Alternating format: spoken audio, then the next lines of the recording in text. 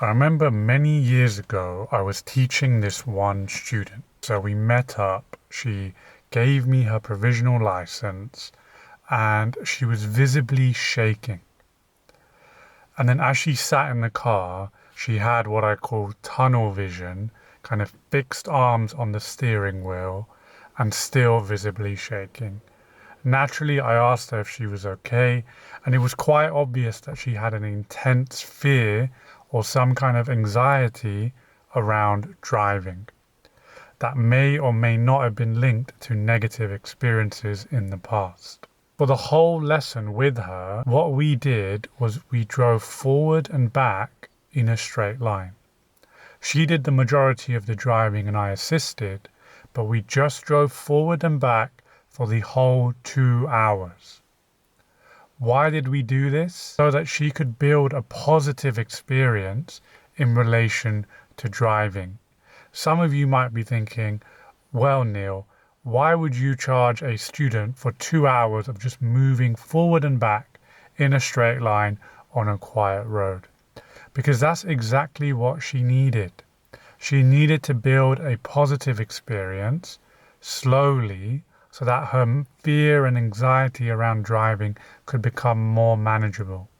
She needed to learn not only how to drive, but also to learn that driving was probably not as scary as she initially thought. And that is why we moved forward and back in a straight line. I'm pleased to say that that student is now on the road driving as a full license holder. The key to her success and the key to your success as a learner driver could literally just be working with your instructor to make sure that you learn at a suitable timing and in a suitable area. If your instructor is pushing you into situations that you're not quite ready for, that could have a negative effect on your learning because you're going to go home quite scared and quite worried, and you're going to feel like you're not progressing at the rate that you want. Tip number 1 is find a cool and calm and collected driving instructor who can help you to learn in manageable chunks and not push you too far out of your comfort zone. This is such an underrated tip, and it's often overlooked by instructors and learner drivers when managing anxiety. Tip number 2, if you're learning to drive, self-care is really important. Trust me, I've been exactly where you are. Driving can be a scary process. It can feel like climbing a mountain at times. But with self-care, you can make it a little bit more manageable. I remember one time I had a student that I was working with, and he would meet me 40 minutes from his house in a specific location just so he could walk more to the driving lesson.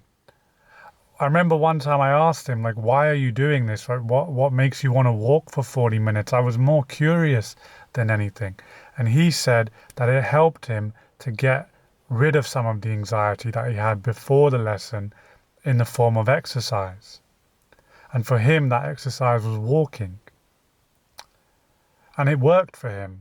Again, he's now on the road, and he made driving into a more manageable process by managing his anxiety. For you, it might not be walking to your driving lesson. It could be something as simple as having some water, doing some deep breathing exercises, maybe watching that favorite TV show, something to calm you. Because I get it, driving is not straightforward and easy by any means. And if you're a full license holder and you've passed your driving test and you haven't got into a vehicle since you've passed, or maybe you are just putting it off for the future, guess what? Your skills are going to diminish, so your fear is going to get even bigger. And that's why I recommend taking refresher lessons with a driving instructor, if possible, to build your skills again. And if you don't want to spend money with a driving instructor, that's fine too. You can find a friend, hopefully more experienced than you, to help you to learn to drive in a safe way as well. So, to summarize the video, tip number 1, find an instructor that pushes you in a comfortable way, but not too far out of your comfort zone. Tip number 2, don't underestimate the importance of self-care and looking after your mental health and your well-being whilst learning to drive, because it is a marathon, not a sprint. And tip number 3, if you're a full license holder, make sure if you've left it a while since learning to drive and it's been a while since you've passed your driving test, make sure you find an instructor to do refresher lessons with, or at the very least a friend that you trust who's insured and can help you to learn how to drive as well using their experience. So let me know in the comments what you thought of this video and what ideas or questions you have, because that will guide my future videos. And make sure you subscribe to help me continue to make content for you. I hope I left you better than I found you.